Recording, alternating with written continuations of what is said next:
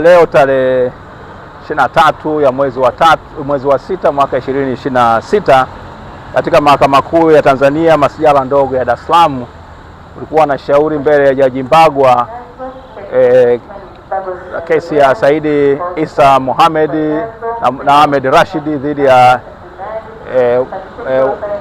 bodi ya wadhamini wa Chama cha Demokrasia na Maendeleo na katibu mkuu wa Chama cha Demokrasia na Maendeleo.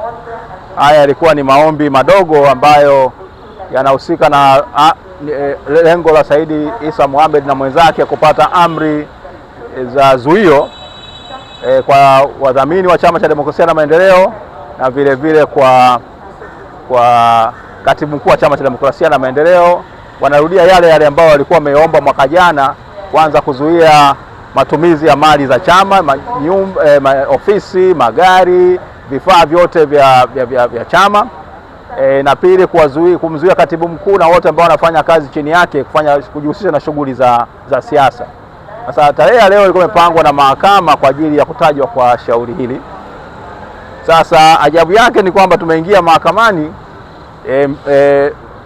mawakili wa upande wa waleta maombi walikuwepo na sisi tulikuwepo upande wa wajibu maombi, lakini wenzetu wakataka kuchomekea kwamba ati hatujaleta kiapo pinzani, na ambacho kwa hiyo kwa maana hiyo kwamba basi wasikilizwe na wapewe amri za zuio zote mbili, kuzuia matumizi ya mali na vile vile kuzuia katibu mkuu na wote ambao wako chini yake kujihusisha na shughuli za kisiasa.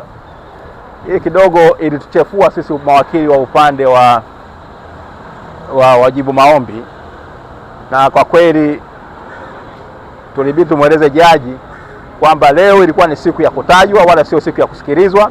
Kesi hii inasikilizwa kwa pande zote mbili wala sio kwa upande mmoja, na jaji hakutaka tuendelee mbali sana. Akasema amri ya mahakama au wito wa mahakama uko wazi kabisa kwamba leo ilikuwa ni siku ya kutajwa kwa kesi hii, na kwa maana hiyo hayo mengine yote tusiyazungumze, bali ya kwamba upande wa wenzetu walikuwa wamefanya mawasilisho marefu, lakini nimesema kutokana na hivyo wametuchefua na tunategemea kuchukua hatua stahiki dhidi ya mawakili wote hawa. Yale yote ambayo waliyafanya mwaka jana kusababisha Chadema kufungiwa kwa siku 309, nadhani inabidi walipie dhambi hizi, tukapeleka kwenye kamati ya mawakili. Hatuwezi tukaruhusu mawakili kushiriki katika matendo maovu na tukawaacha tu hivi hivi na wakaendelea kana kwamba hawajajifunza chochote kile. Tuliwapa nafasi ya kuweza kujifunza, lekea hawajajifunza. Sasa wakati umefika, kama nilivyosema siku ile nyingine, mwana kulitafuta mwana kulipata.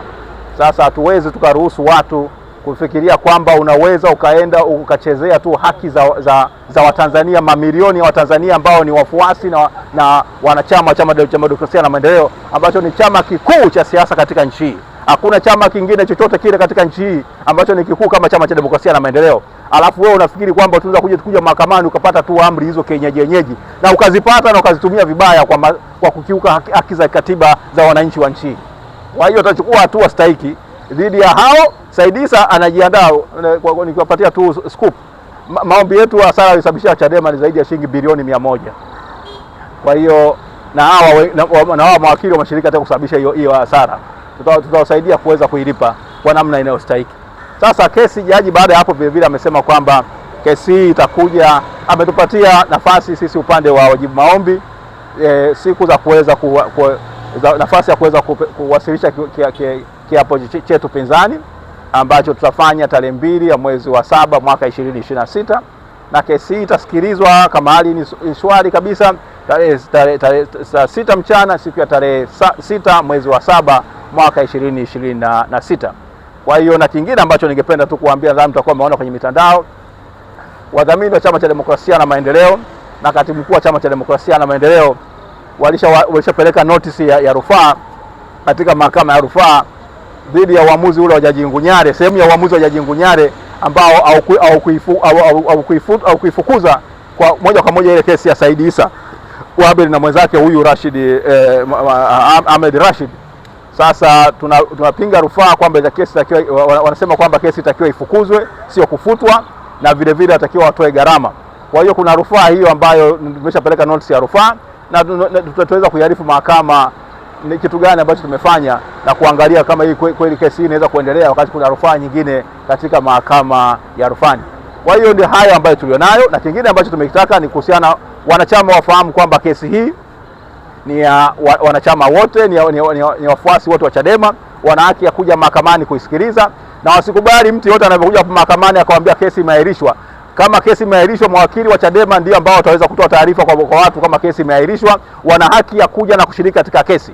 Kuna njama chafu ambazo zinafanywa na tumeiarifu mahakama za kuzuia watu kuja mahakamani, wanaambiwa kwamba eti kesi imeahirishwa, haipo.